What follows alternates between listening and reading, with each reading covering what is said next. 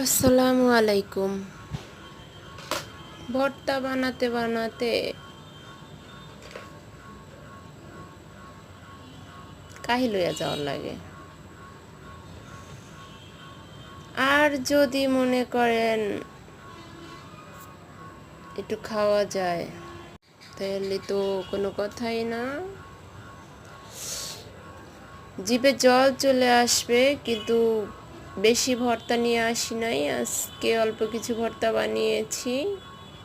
বিশেষ করে 3/1 বা অর্ধেক হয়েছে আর কি। আমার মা খুবই অনেক পদের ভর্তা বানায়। নানি ভর্তা বানালে আমার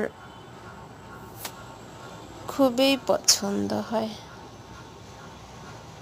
আমি ভর্তা খুব পছন্দ করি, তাই আপনাদের মাঝে নিয়ে আসলাম একটু। যাদের ভর্তা পছন্দ, একটা প্লেট সাজাচ্ছি, বুঝছেন। লাইক, সাবস্ক্রাইব, কমেন্ট করে দিয়েন। আমি এই প্লেটটা পাঠাইয়া দেব, বুঝছেন, পাঠিয়ে দেব আপনার বাসায়। আমি